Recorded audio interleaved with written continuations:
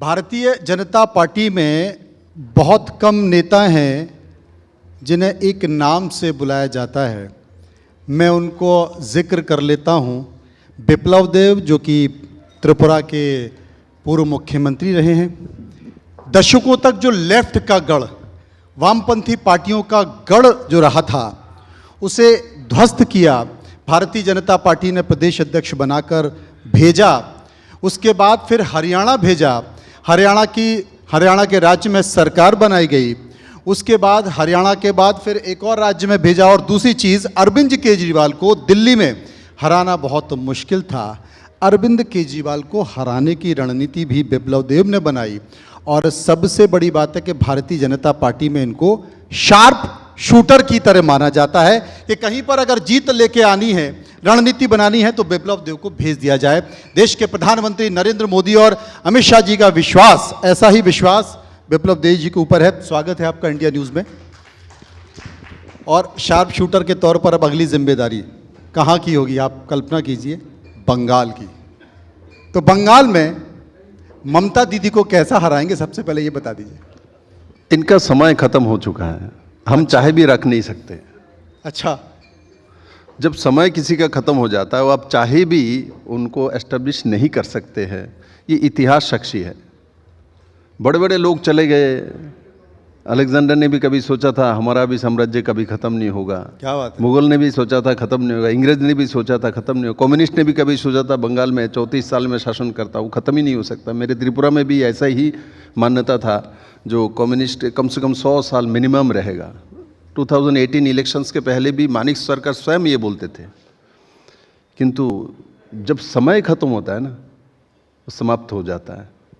आप किसी को भी लेके आओ, अभी देखिए मैसी को ले आया, मैसाकर हो गया, तो अब कोई भी चाल आपका नहीं चलेगी। जब जनता का, जब आपका अहवा लग जाता है, एक होता है ना अभिशाप लग जाता है। अपने इतने सारी महिला मुख्यमंत्री, इतने सारी महिलाओं का बलात्कार हुआ, इसका किसी का भी बहुत कम आपको एक का दुक्का केस में आपका इनको जेल हुआ व सजा हुई है। क्योंकि आप इन्वेस्टिगेशन इस तरीके से करते हैं। आपके इतने सारी रेप केस हुआ है, चाहे डॉक्टर हो, चाहे लॉ को स्टूडेंट हो, चाहे इंजीनियर हो, चाहे गरीब घर के अंतिम व्यक्ति की किसी की बच्ची हो, चाहे नाबालिग कोई बच्ची हो, आप वहाँ कन्विक्शन जो रेट है वो 7% के आसपास है। केसेस आपके इतना ज़्यादा है, कन्विक्शन रेट क्यों नहीं है? इन्वेस्टिगेशन में आप साथ नहीं देते हैं, आप उसी हिसाब से तैयार करते हैं, गुंडाओं को बाहर रखते हैं। तो आज वो पार्टी नहीं रह गई, लिमिटेड कंपनी में बदल गया है। वो उनके पीसी भाईपों का सरकार वहाँ बंगला में कहा जाता है, तो वही रह गया है। असल में 2019 का चुनाव हमें याद है। 2019 के चुनाव में टीएमसी को आपने तोड़ दिया था। बड़े बड़े लीडर टीएमसी के, जो टीएमसी को चलाते थे, मजबूत करते थे, ममता बनर्जी के बाद नंबर 2 पर नेता माने जाते थे, जो अभी वहाँ पर नेता प्रतिपक्ष हैं। कई सारे मंत्री वो छोड़कर बीजेपी में आ गए। युद्ध स्तर पर चुनाव लड़ा गया। देश के प्रधानमंत्री नरेंद्र मोदी, अमित शाह, पूरी केंद्र सरकार वहाँ पर लग गई और लग रहा था कि ममता का डह जो घड़ जाएगा। लेकिन 2019 में वो डहा नहीं। तो 2019 में नहीं ढहा, 2026 में ढह जाएगा कैसे? देखिए 2019 में ऐसे नहीं, 2019 में हमको आप थोड़ा सा लोकसभा और विधानसभा में वो कर रहे हैं। 2019 में लोकसभा था। लोकसभा में हमको 2019 में हमको वहाँ से 18 सीट मिली थी। 2024 में 12 सीट आया, तो 19 में 18 सीट मिली। 43 सीट में से आपको 42 सीट में से आपको तो 18 सीट मिली थी। तो हम तो लगभग बराबरी में थे। और इसके बाद 2021 में विधानसभा हुआ, तो उसमें बहुत सारी चीज़, देखो हार जब होता है उसका बहुत सारी कारण होता है, जीत जब होता है उसका कोई कारण नहीं होता। जब हार होता है ना, बहुत सारी कारण दिखता है, जब जीत होता है उसका कारण नहीं दिखता। क्या जीत का एक कारण ये भी है कि वहाँ पर एक और बाबरी मस्जिद बन रही है, एक और हुमायूं आ गया है? और एक बंगाल में जो हुमायूं है, टीएमसी का जो एमएलसी है, उसने घोषणा की कि वहाँ पर बाबरी मस्जिद बनाएंगे। शिलान्यास भी हो गया, लाखों लोग भी आ गए, करोड़ों का चंदा भी मिल गया। क्या जीत का एक कारण ये भी हो? देखिए, ये मैं कह नहीं सकता हूँ, क्योंकि बंगाल के जो मुख्यमंत्री है वो उनके अलग अलग ग्रुप है, उनका बहुत सारे स्क्रिप्ट लिखा जाता है। तो हुमायूं नहीं, में ये स्क्रिप्ट किसकी है? तो हुमायूं ये जी ने तो स्क्रिप्ट पहले इधर की है या उधर की है? देखिए, मैं हुमायूं जी ने पहले भी एक बार बोला था, बोले मुझे जो ये घटना घटाया था, जो सीबीआई के लोग आए थे, वो सब जो घटना घटी वो तो उन्होंने कराया था मेरे से। आप लोगों ने सार्वजनिक रूप से उसने बोला था। तो अब उनका ही एमएलए है, उनका ही आदमी है, अब उनका ही आदमी, उनका ही स्क्रिप्ट होगा। और हमारा हुमायूं क्या कर रहा है और बंगाल के मुख्यमंत्री क्या कर रहा है, उसमें हम नहीं जाना चाहते। हम बंगाल के जनता क्या सोच रही है, बंगाल के जनता क्या चाहती है, क्या चाहती है, क्या सोच रही बंगाल है? के जनता इनको इसलिए 2011 में बैठाया था, ममता दीदी को इसलिए बैठाया था क्योंकि 34 साल कम्युनिस्ट के शासन में त्रस्त हो चुका था। उसके बाद वो आई थी, आने के बाद उन्होंने वही जो कम्युनिस्ट का जो सिस्टम उसको एडॉप्ट करके उसके साथ प्लस भाईपू कर दिया। उन्होंने तो और भी ज़्यादा त्रस्त कर दिया। तो इससे लोग त्रस्त है।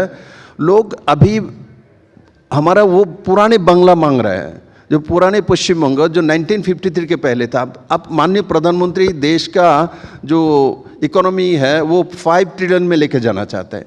तो कहाँ से होगा, कौन सी स्टेट से हो सकता है?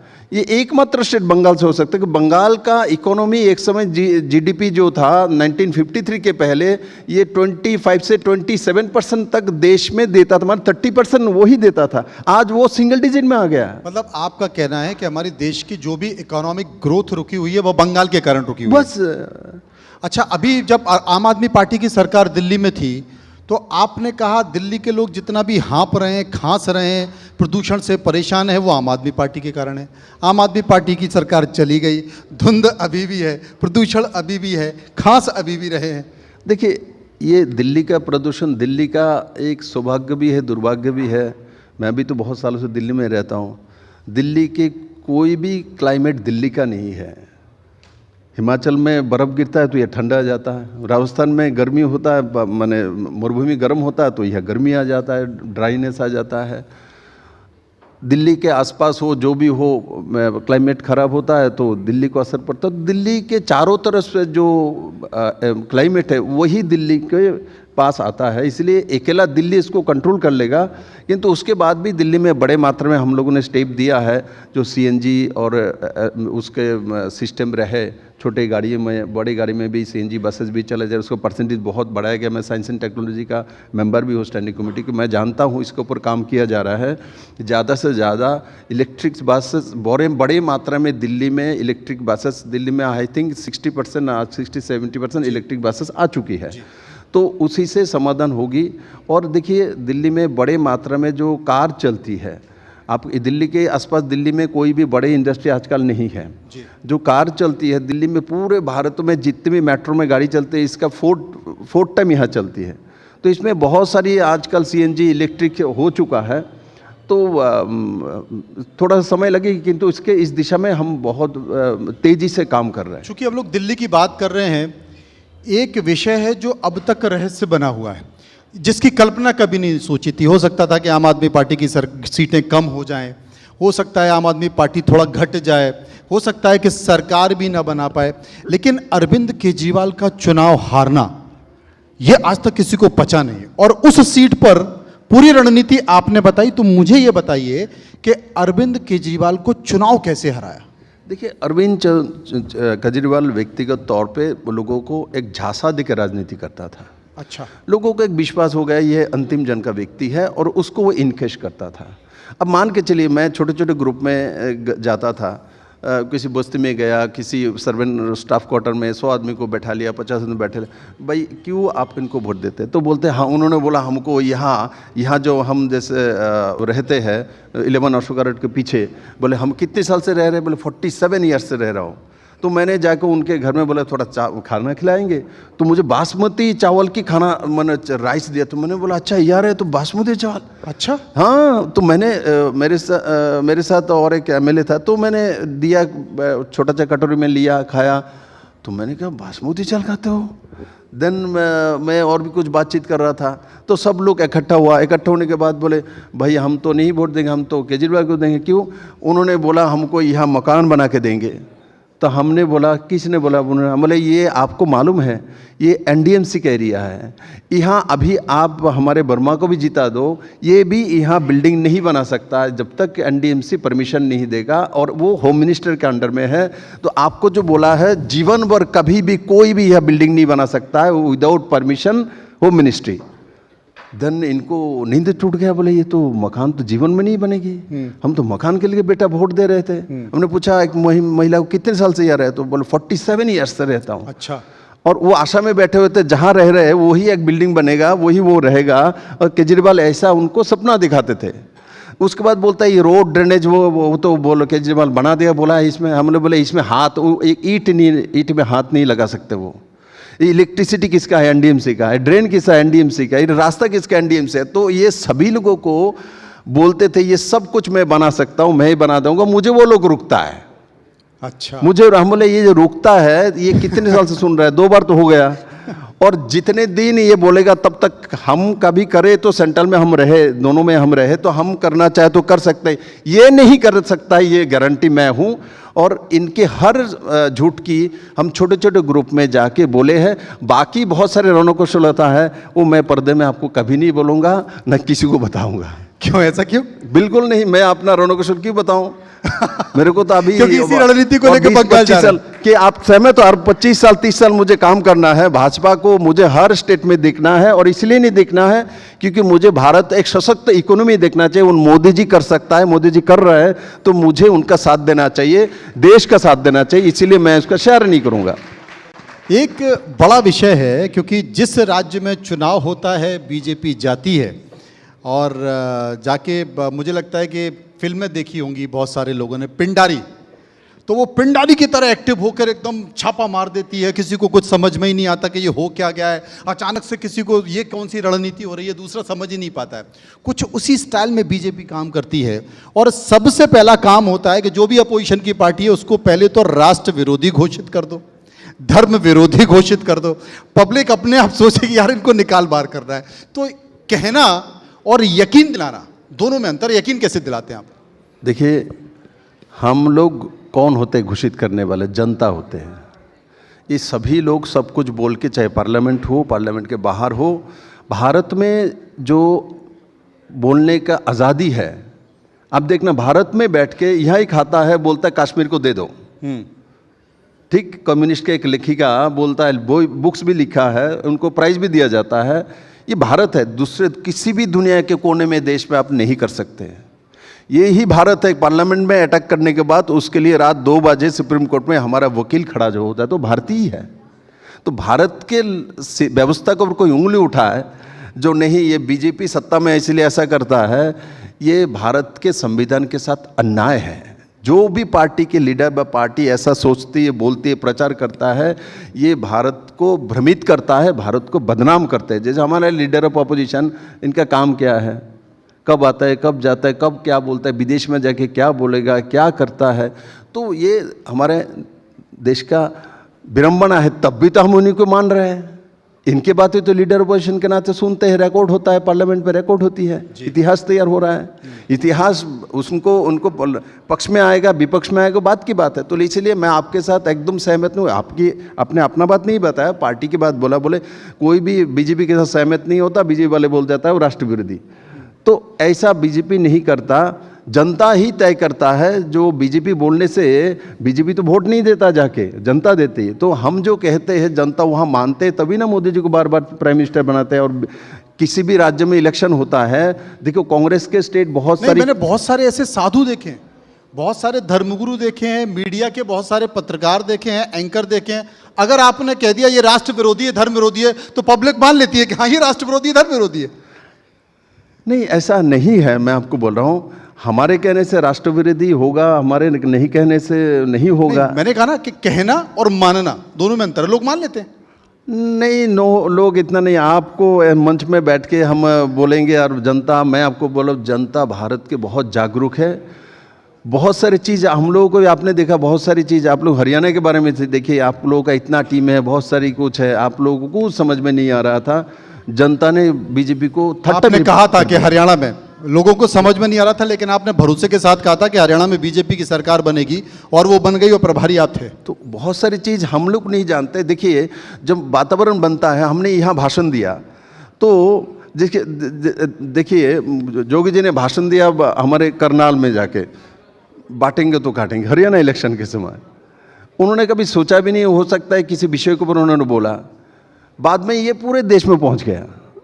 तो इसलिए प्लान करके कोई कुछ चीज़ बोलता है और उसके लिए होता है, ऐसा कुछ नहीं। जनता कुछ चीज़ को उठाना है, किस चीज़ को समझना है, वो समझ जाता है। इसलिए अपने दिल्ली में बोलेंगे, इसलिए चेन्नई में वो समझ में नहीं आएगा जनता को, ऐसा नहीं है। मैंने देखा जो ट्रेंड यहाँ चलता है वो ट्रेंड उधर भी चला जाता है। इसका मतलब जनता सब कुछ जानती है। आजकल तो आर्टिफिशियल इंटेलिजेंस का जमाना है। चूंकि आप बंगाल के सह प्रभारी हैं और एसआईआर एक बड़ा मुद्दा चल रहा है, विपक्षी पार्टियां ये आरोप लगा रही हैं, ममता बनर्जी ये आरोप लगा रही हैं कि बंगाल में वोट काटने के लिए एसआईआर किया गया है। और दूसरी जो तस्वीर वहां से निकल कर आ रही है कि बंगाल और बांग्लादेश और भारत का जो बॉर्डर है, बंगाल का जो बॉर्डर है, उसमें हज़ारों लोगों की भीड़ लगी हुई है। लोग ना उधर जा पा रहे हैं ना इधर आ पा रहे हैं। तो क्या बड़े पैमाने पर वहाँ पर घुसपैठिए हैं, विदेशी हैं? और अगर हैं तो ये क्या वहाँ पर जा पाएंगे, क्योंकि बांग्लादेश उनको लेने को तैयार नहीं है? देखिए, एक तो एसआईआर में के बारे में आप बोल रहे थे, भारत में नहीं दुनिया में किसी को आप एसआईआर के बारे में कोई क्लैरिफिकेशन की ज़रूरत नहीं। अमित भाई ने जिस तरीके से लोकसभा में एसआईआर के ऊपर डिबेट करके समझा दिया है, उसके बाद मुझे नहीं लगता, हमको लगता है जंगल में जो पशु है उनको भी समझ में आ गया एसआईआर क्या है। उसके बाद कोई बोलता मैं समझ नहीं पा रहा हूँ तो उनको जंगल में भेजना पड़ेगा। तो उसके ऊपर तो आप डिबेट करने का ज़रूरत ही नहीं है कि एसआईआर क्या है। दूसरी बात आपने बोला, बंगाल में बड़े मात्रा में क्या घुसपैठिया है जो बॉर्डर में बैठे हुए हैं। आपने देखा होगा उस दिन पूरा भाषण इन्होंने सुना, जेई लास्ट में 2 मिनट पहले अमित भाई कंक्लूड कर रहा था, जैसे ही बोला घुसपैठियों को साथ देने के लिए, घुसपैठिए का नाम लेते ही ये लोग वॉकआउट कर गया। कितना प्रेम है घुसपैठियों के, सब कुछ बोल दो। सोनिया गांधी के बारे में बोला, बोले ऐसा केस है, तब भी उठ के खड़ा हुआ बैठ गया रहा। माँ के बारे में बोला रह गया, किंतु घुसपैठियों के बारे में बोला तो प्रियंका गांधी लेके चले गए। मतलब माँ से भी बड़ा घुसपैठी है। तो इस मैंने लगता है उनका अन्नदाता, इनका सब कुछ है। तो वही सोच देश को विनाश किया है, नुकसान किया है। लंबे समय कांग्रेस ने राज किया और उनकी ये जो एक विशेष संप्रदाय के प्रति जो तोषण है, उसके कारण से उस संप्रदाय का भी नुकसान हुआ और देश का भी नुकसान हुआ। और बाकी बातें जो बंगाल बॉर्डर में प्रमाणित है, जो बंगाल में आप ऐसे ऐसे डिस्ट्रिक्ट, डायमंड हार्बर के आसपास दक्षिण परगना में जब देश 1947 में देश डिवाइड हुआ था, उस समय जो वहाँ 22% संख्यालघु थे, और जब देश डिवाइड हुआ बहुत सारे लोग उस तरफ चले गए। चले जाने के बाद वो हो गया था 10% के आसपास। आज घूम के दोबारा वहाँ 32% हो गया। कहाँ से आया भाई? इतना सारे लोग चले, 10% से 32% हो गया। देश में सबसे ज़्यादा आबादी बढ़ने वाला वो जगह हुआ है, रिकॉर्ड है।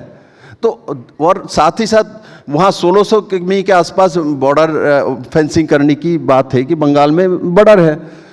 ममता बनर्जी ने ज़मीन नहीं दिया। आज तक 560 किलोमीटर के आसपास जो भूमि है उसमें हमने बॉर्डर फेंसिंग नहीं बना पाया। स्टेट गवर्नमेंट ने हमको ज़मीन नहीं देता है कि घुसपैठी को आना जाना, और उनके भाईपों का बिजनेस है गाय लेके जाना, वो करना, प्रचार करना, ये सब है। तो ये देश में इसलिए बोलो, बंगाल जीतना सिर्फ बीजेपी के लिए एक इलेक्शन नहीं, बंगाल जीतना राष्ट्र के लिए ज़रूरत है। क्योंकि बंगाल खुला ऐसा रहेगा तो भारत सेफ नहीं है। भारत को सेफ करने के लिए बंगाल जीतना ये देशभक्त नागरिक का कर्तव्य है। मैं आपको बताता हूँ।